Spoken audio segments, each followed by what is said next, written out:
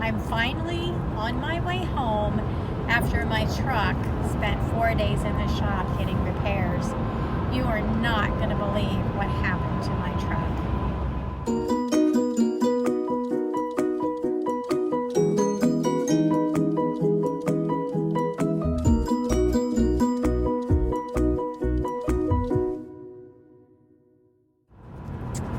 I'm going to say it was probably about 8 or 9 months ago.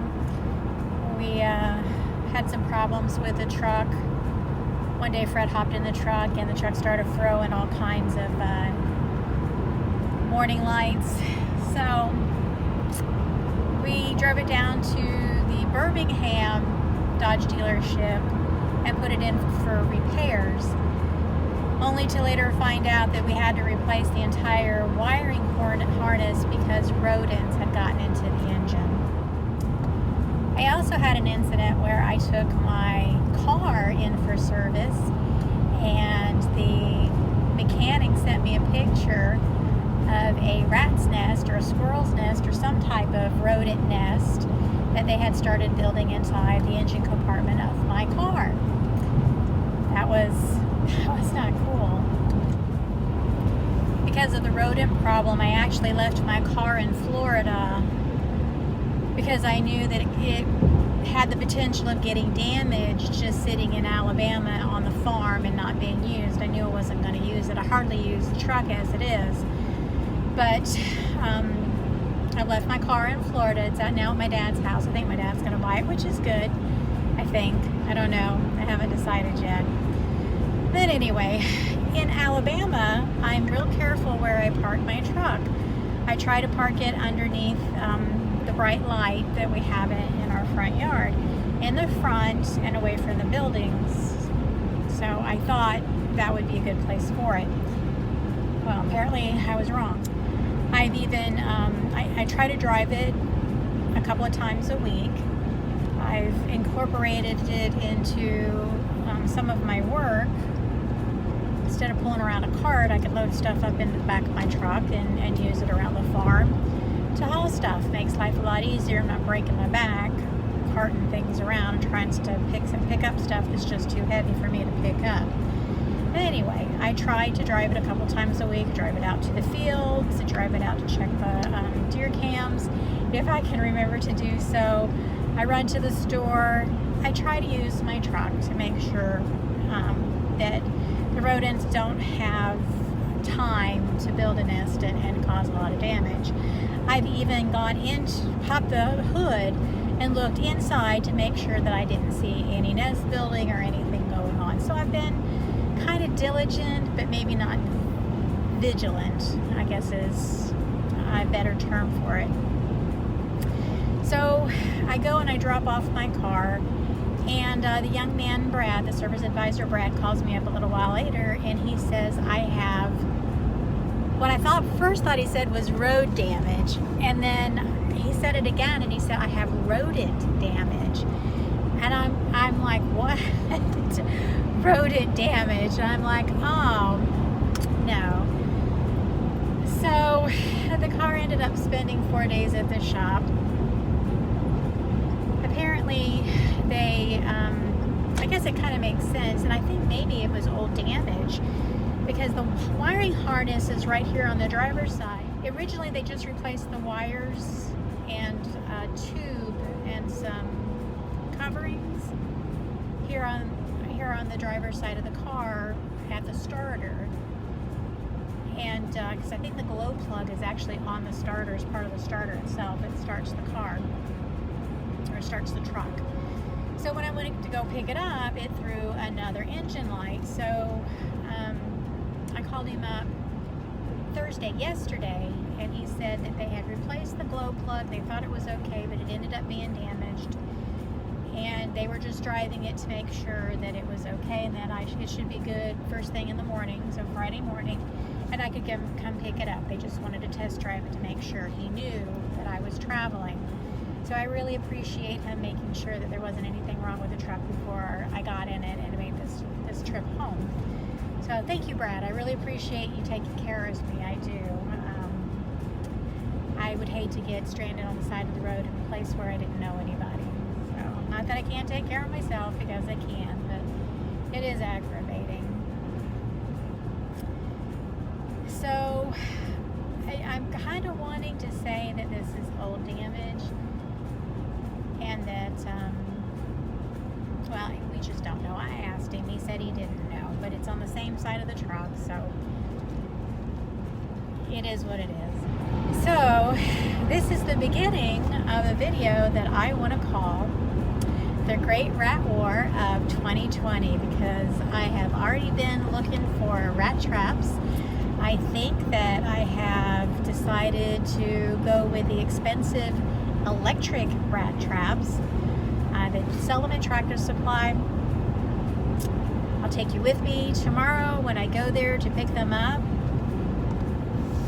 But it really is going to be a war now. I mean, I have spent $1,300 just repairing wires that rodents have damaged. I don't think it's squirrels. Most likely it's those little black rats. It could be a chipmunk, but I think it's those little black rats that we've got running around. I'll show you a picture of them once I catch them. They're actually pretty. I caught one and let it go, so I know what they look like. It's a pretty dark silver, but they have black bellies. They're just beautiful little sable looking things. He was so pretty I just couldn't kill him, but I can't afford that anymore. They're damaging my car. $1,300 so far in damage to my vehicle. So, hey, the war is on. I can't have this anymore. It's just too expensive. So, again, when I head to Tractor Supply, I'll bring you with me. I'll show you the traps that I choose, and then we'll get at catching these little pests that want to tear up my car. This morning was go to the store. I had a lot of stuff to get. I'm just about out of def, so I got to refill that. Got some rat poison, which we'll talk about in a little bit. And of course, I got chicken feed, and I have to haul all this into the house. I got some other stuff that I'll show you in a few minutes, and we'll discuss what I have decided with my rat problem or mouse problem, and I'll show that or reveal that also. So stick around. Eleanor wanted to get some seed to plant for the chickens, so this was recommended. It's an oat variety. It's good for scratch, and we're hoping that when it germinates, it's also something that'll be good for them to eat. So this is something else that we're going to try. And if you're following the saga of Todd, Todd is just fine. He has his one little hen that he pals around with. He's out and about, so he's happy. He looks content. His hen is happy. So this is how it is for right now.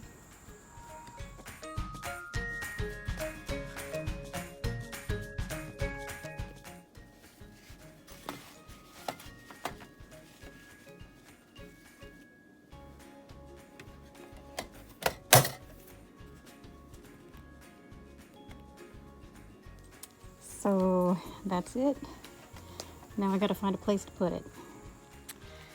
So I think I found a spot over here by my trailer. It's close enough to where my truck sits and in between my travel trailer. So we're gonna see how this works. Right there against the tire. Just like that. And we'll see how that works. I bought 3 traps total. And you just saw me put one over by my little trailer near my truck. And the other 2, one's going in the garage. And I'm thinking seriously about putting the other one on the back porch. On the instructions, it said to put it near a wall. And I know we've got rats here or mice here in this area, or at least they used to be. So I'm going to set this one right here and let's see how it works. And I'm going to actually put it right here. I know that there are little mice that run around this building. In fact, you can see there's a little hole right there that I believe they probably come in and out of.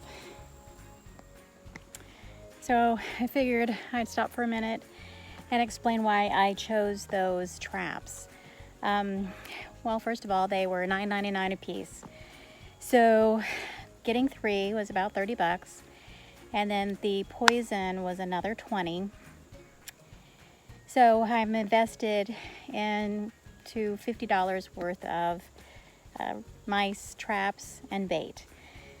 The one electric trap that I was going to buy was $59.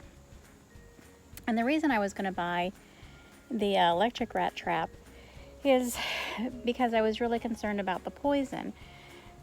I did not want to use poison to have the mice eat it and then run off and die. There's the stench factor of them rotting and after they die.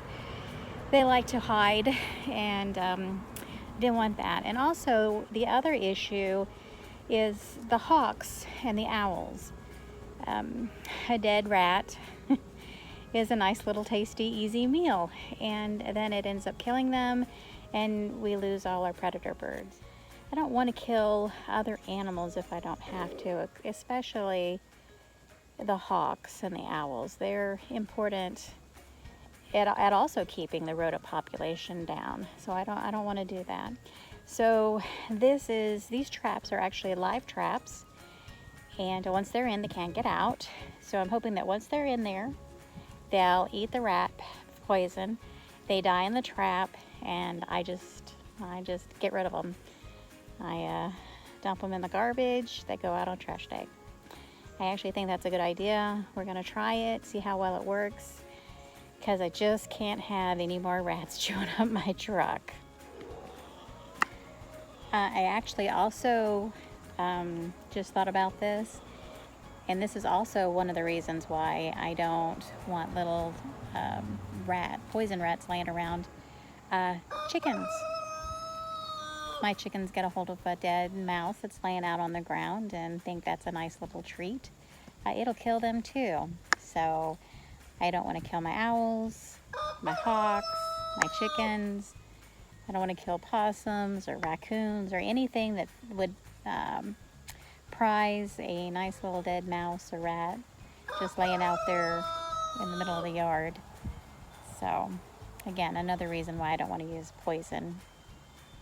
So stay tuned, and I'll come back tomorrow, which will be just a couple of seconds for you, and we will see how well they worked.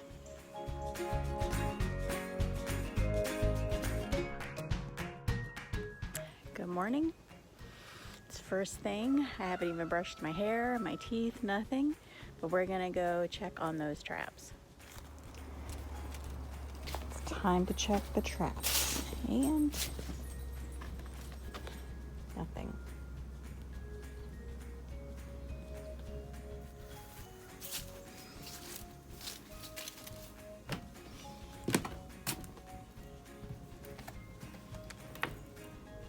And nothing.